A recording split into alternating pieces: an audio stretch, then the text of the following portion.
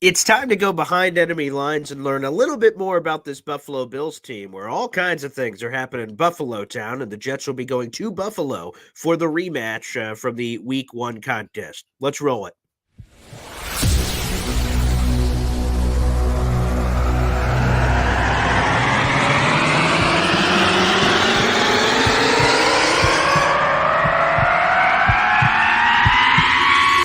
Zoinks!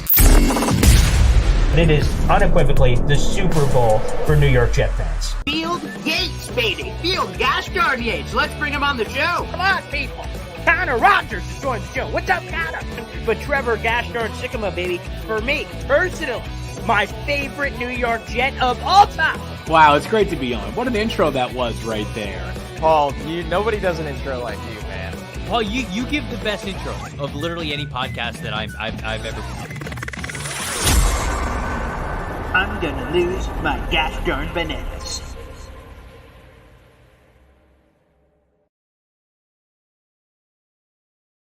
An absolutely massive game on Sunday between the New York Jets and the Buffalo Bills, and let's get into all of it here on Boy Green Daily, a daily New York Jets video show. The audio is also available wherever you find your podcast by simply searching for Boy Green Daily. Let's go behind enemy lines. Joe Miller III, JM3. I'm not sure if he goes by that nickname, but nonetheless, host of the Overreaction Buffalo podcast for Buffalo Rumblings. We've done some work together on an AFC's roundtable a couple years ago, and now we're reunited, and it feels phenomenal. Let's bring him on. Joe, what's poppin', baby? What's up, my man? You're close. I actually go by JF, as in Frank, N3. So okay. yes, I am okay, Joe. I'm excellent. Joe F. the third. Cheers. Okay, well, very nice. Well, I love that. And Joe, I guess let's just start here. Why did the Buffalo Bills fire Ken Dorsey? Because when I look at the offensive numbers, they look spectacular. Josh Allen, 70% completion percentage, some of the total yards, passing. There's a lot to like when you look at the analytics. Why did the Bills fire Ken Dorsey? This is one of my favorite topics in the entire world. There's a lot to like when it comes to the analytics. And there's a saying in overreaction land, which is that stats only matter until they don't. And this is one of those situations where the stats matter, but in this case, they don't, because the Buffalo Bills are not winning football games. As much as Josh Allen is leading the league in completion percentage, I think he's possibly leading the league or at the top in touchdowns, both combined running and passing. The fact is on the WL column, the stat that only matters, the Buffalo Bills haven't been doing well. And when you sink deeper into just why they're not winning football games, it's about not being able to, find rhythm on offense. It's not being able to be that dominant offense that we are all, as Bills Mafia, used to seeing, as you as Jets are afraid of seeing, and Dolphins fans are afraid of seeing, and Patriots fans. I mean, this offense for the last 3 years has been borderline unstoppable. I've gotten a lot of these types of questions, and the reality is, when it comes to those numbers, it's one thing in 2020, 21, 22 to see the Buffalo Bills go scoreless in a quarter. It's like, oh, yeah, that's not great, but it happens because they're going to score 7, 14, 21, 10 in the other 3 quarters. The Buffalo Bills have consistently gone scoreless through like several quarters this season over the last specific 5-6 game stretch, to the point that literally something had to change. Something is broken. We don't know what it is. Is everybody at fault? Every member of the offense, every member of probably the offensive coaching staff, Sean McDermott for approving whatever offensive philosophy or scheme Dorsey had in place? Yes, everybody's responsible, but somebody had to jerk the chain. And Sean McDermott, whether you agree with it or not, jerked the chain in an attempt to wake that offense up. And I think it goes back to what Mitch Morse said in his post-game press conference. Mitch said, the center for the Buffalo Bills said, look, I've been in these situations before. And in that locker room, we just got to look at each other and realize what we do well, what we do best, and get back to that. And in my opinion, this is the only way that happens. There's no way that they weren't having conversations that this isn't working or that isn't working or this play call here or that play call there. And they continued to run and make those play calls and try to execute plays they just couldn't execute, or that were super predictable, which put defenses in an advantageous situation. But at the end of the day, I expect to see a Buffalo Bills offense going spread, a little up tempo, basically as scary as they have been in the last 3 years going forward this season. And we'll see how deep the hole is that they've dug. Well, Joe, the thing that concerns me is Sean's running out of change to jerk. Leslie Frazier, Now Ken Dorsey, like, man, once you start eliminating people from the room, there's less people to blame, and thus Sean McDermott may be the next guy on the block, which I wouldn't have thought at all because he's been considered as some of the one of the best coaches in football. But I heard a consistent theme, especially on some of the Cover One and other Buffalo networks, that they were openly discussing the firing of Sean McDermott. That kind of caught me by surprise. Is that legitimate conversation right now in Buffalo land? So the firing of Sean McDermott began after the 13 seconds playoff game against the Kansas City Chiefs, which there was a major letdown. Even to this day, nobody knows if that situation was on Sean McDermott or if it was on Leslie Frazier. But it was always the crazies, right? It was always the fringe people that were like, "Oh, fire him! Like he's never going to win a Super Bowl." And there's always been what I would call kinks in the armor for Sean McDermott. Not great challenges, timeouts at weird times, of which he's done several this year, which has given the opposing offense an advantage. Like he'll call a defense, or a timeout right before the play to get a look at the offense, and then the offense will make an adjustment because they saw the defense. And so so there's always been small things. Every coach, there's no perfect coach, right? No coach is perfect. But there's always been small things with Sean that are annoyances. That smoke got a little bit louder last year when the Buffalo Bills came out to start the season and they were on fire. And then the second half of the season, Stephon Diggs vanished from the offense. The offense started to look, believe it or not, like it's looked this year, a little bit trotting, unable to find itself, unable to find rhythm, no real identity. And then the voices got a little bit louder. And then this year, the lack of identity, the things that have been said from the podium, we need to be more complimentary on playing football, which effectively for me after 4 weeks or 5 weeks is putting the blame on the players versus saying the problem is me. It starts with me, and which he's now done. I'm not putting these players in position to win. We need to do that before we start telling them about playing complimentary football. 1 week is not a big deal. 2 weeks is questionable. When you're in 5-6 weeks of just not great football, at the end of the day, the finger pointing needs to start going this direction towards the head coach. So that's kind of where we're at. And you've seen bulletproof, strong stands of Sean McDermott now begin to basically take off the Kevlar and drop the armor and be like, maybe it's time for him to go. I don't know if it's true or not that it's time for him to go. I know this, he's got one of two directions to go. They're either going to turn this thing around and start winning football games and do what they've done the last couple of years, which is win 6-7 games in a row, 8 games in a row. And who knows, maybe at that point he's up for coach of the year, or it's going to go in the opposite direction and more echoes and murmurs about you fired everybody and blah, blah, blah, blah, blah, and yada, yada, yada. Maybe it's time for you to go. I don't know that it's going to mount to him getting fired at the end of the season, but the seat is the grill is being turned up for sure. Oh, I see. Okay, yeah, we can feel the heat. That is picking up. But I am interested. This was an outside conversation. I don't know if it was an inside Bills conversation, but like, why didn't they go get aggressive at the trade deadline and go get one of these Hopkins, Henry? I don't know. Name your guy that you guys think best could fit and that was potentially available on a team that was sinking. Why didn't the Bills get aggressive and do something? I know they did it with Russell Douglas, but it seemed like there was more meat on the bone to be had, and they didn't take a bite. That was interesting. The Bills definitely could have gone out and gotten a weapon on a wide receiver specifically that they needed. That when you look at the situation, Gabe Davis, and I've been saying this for years, is a tremendous number 3 wide receiver when he's got Stephon Diggs out in front of him and Emmanuel Sanders or John Brown in front of him. It just puts Davis in a situation where he's against that third corner, a linebacker, somebody that he's going to win against consistently. Now, when you slide him into that second team role, that second wide receiver role, he just doesn't. He's limited. And I said on a show a couple weeks ago, that's not a bad thing to say about a player. Most players in the NFL are limited in some capacity, even in the role, unless they are perennial all-pro players. Like Gabe Davis is a great football player. He's just limited as a wide receiver, and that limitation drops him more into that wide receiver 3 rank. They could have used somebody to answer your question. They went out and got Rasul Douglas, which they desperately needed help in the defensive back room. And I'm excited about having Rasul Douglas on this team. Clearly cap issues come into play. You don't know. Sure. We don't know what the asking price was necessarily for the Bills. There's no way that you can say, well, the asking price for this player, when Baltimore went after him was this. And you got to imagine the Bills could have done that. Well, the asking price could have been different for the Bills. Who knows why? I have to think that regardless of the fact that Josh Allen has shown this year, in my opinion, that he doesn't trust his wide receivers, not named Stephon Diggs, that they felt that they could turn it around. They felt that there was something in the scheme, something with the players that they had, that they have done enough, and we just got to basically start firing on all cylinders. Trent Sherfield, Deontay Hardy, guys that they brought in to play good football, the wide receiver position, are getting 1 and 2 targets a game.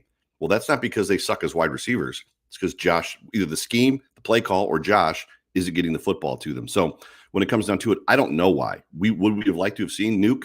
Yes. Are there guys out there we would have Devontae Adams, rather, probably a pipe dream, but there's definitely upgrades over Gabe Davis, who, by the way, you're losing at the end of the season. Gabe Davis is going to, if you look at Christian Kirk, is going to,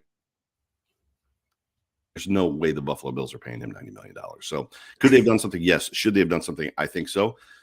We'll see. I mean, Josh Allen spreads the ball around like nobody else does. Not nobody else, like not many other players do at the quarterback position. We'll see if he can start gaining some trust in some of these wide receivers that he has.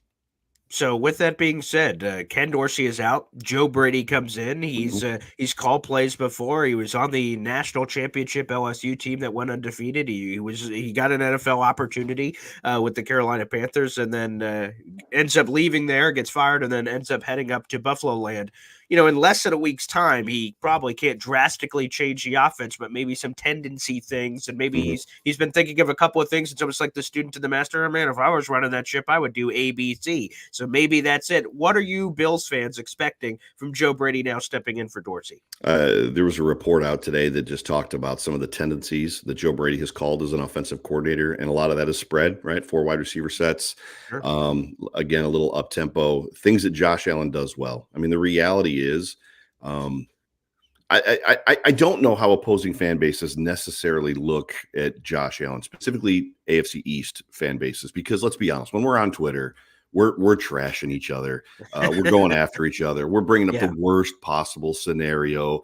Zach Wilson, Aaron Rodgers goes down on 4 snaps and Zach Wilson comes in and beats the Bills. Talk to me about Josh Allen. I mean, but the reality is I can't imagine a world where, even with the statistics that you brought up at the top of the show, that people aren't watching this offense and watching Josh Allen and going, something don't look right. Like when you look at the slump that the Chiefs went through, I think 2 years ago at the beginning of the season, the first 4 or 5 games, when we thought it was over. The times that it happened to the Patriots, where in the first 4, 5, 6 games of the season, the offense looked off, Brady looked off, everything looked off. And we as AFC East alternative fans were all like, that thing's coming, it's crashing. Like it's done. Like I don't know what's going on, but it don't look right. I'm not saying Brady's bad, but something looks off.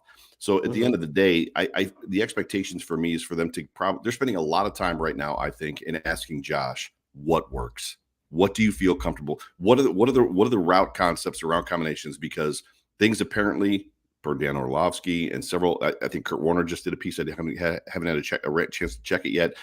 Things have apparently been dumbed down and simplified so much that I feel like Josh has felt like this is where the read is supposed to go. This is where the ball is supposed to go. I'm locked in. I'm going to throw Zach Wilson, right? I'm going to throw the football. Makes it easy for the defense, easy for the corner. Corner makes an interception, and it's awful. I expect them to basically go in, because Joe Brady knows Josh at this point, and just be like, sure, give me 20 plays. Give me 20 plays that that without unequivocally, without a doubt, and your receiver knows, because that's a big part too. Do you trust your receiver is going to be the right spot? The reason the Buffalo Bills were always so dominant before was because of Cole Beasley. Josh knew that Cole Beasley knew where he was supposed to be. So it was very easy, the easy button conversation. He knew that if something, whatever the route combination or whatever the reads took him, he knew that when he looked for Beasley was going to be right where he expected him to be, bang, 4 yards, done and over. Aaron Rodgers has made a living that way, finding that one receiver that basically I know where that guy's going to be. Randall Cobb, right? I mean, he knows that that Cobb sees the defense the same way he does, and he knows where Cobb is going to be. So I expect to see a lot more easy button plays, not necessarily taking what the defense gives them, but just more things that Josh is comfortable doing that has made him who he is.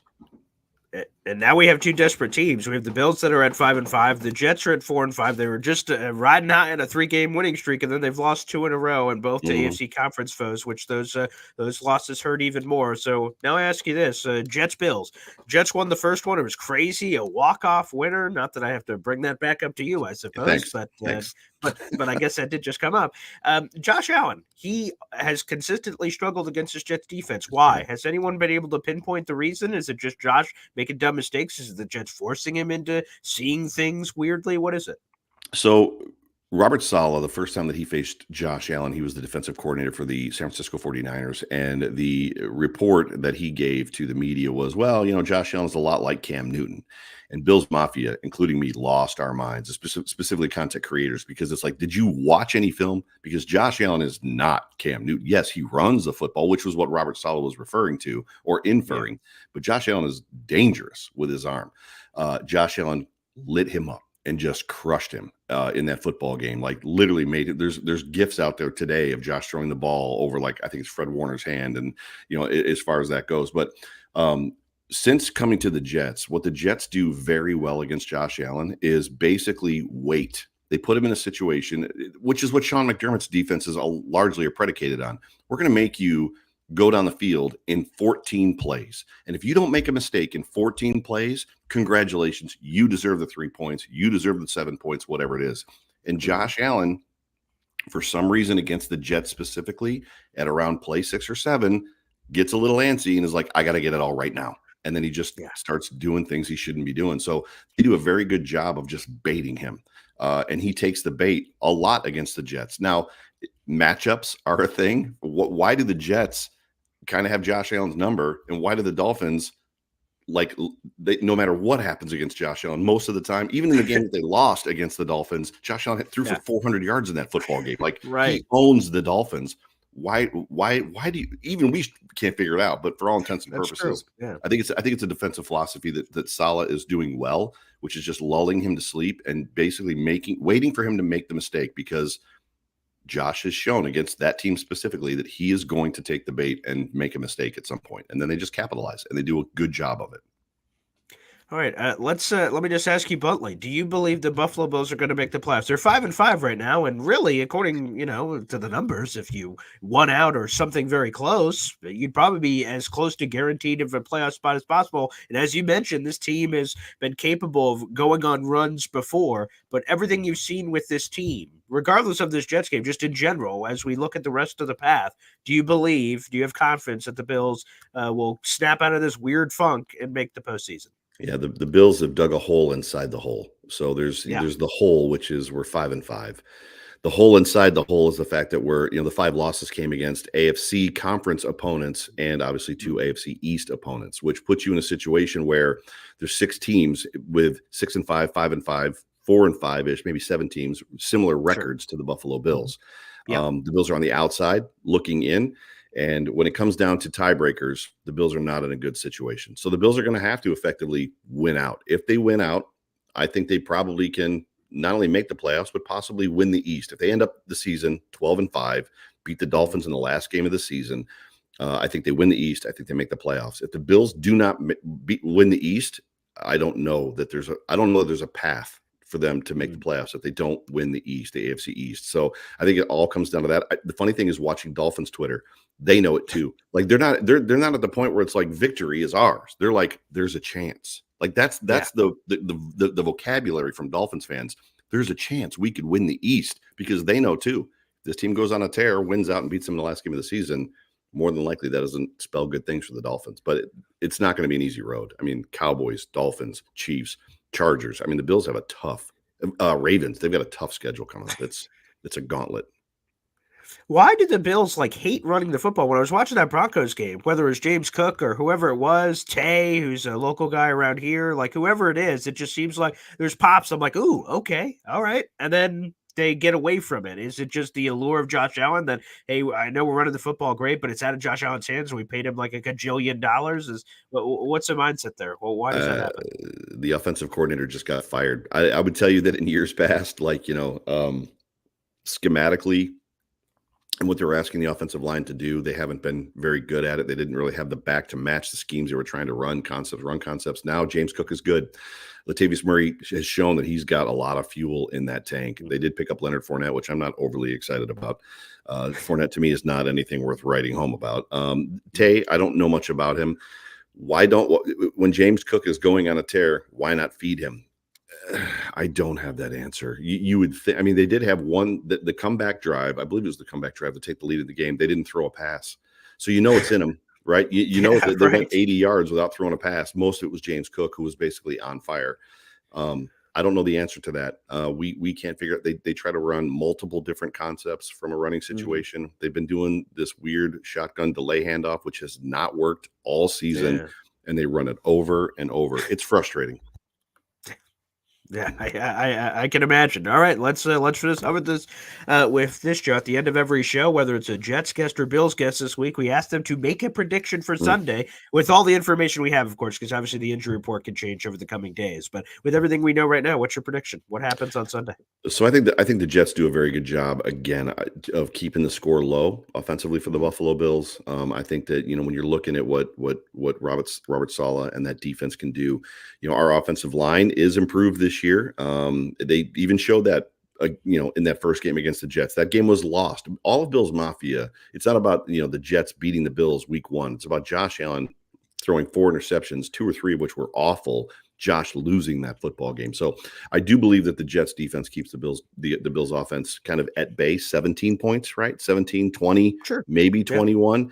But I think this time there's a lot more tape on what Zach Wilson is trying to do or what they're trying to do with Zach Wilson this year. And the defense, regardless of losing 4 legit all pro players, Yeah. and that doesn't include Daquan Jones, has been playing lights out. I mean, with patchwork duct tape and popsicle sticks, Sean McDermott has that defense playing lights out. I would expect probably 17-9, 17-10 would be the fight. I don't think it's going to be a blowout. I think it's going to be a 1 possession game. But yeah, probably low scoring. Yep, that sounds about right based on everything we've seen offensively or Mhm. not seen offensively from the New York Jets this season. Joe, it was great reconnecting here Yeah. on the show. Thanks for popping on and enjoy the game on Sunday, my friend. Yeah. You too, man. Appreciate you. All right, thanks everybody for tuning in. We'll be back tomorrow morning for Boy Green Daily once again. We'll have Anthony from Cover One. That'll be Nice. fantastic. Thanks everybody for joining us, and we'll see you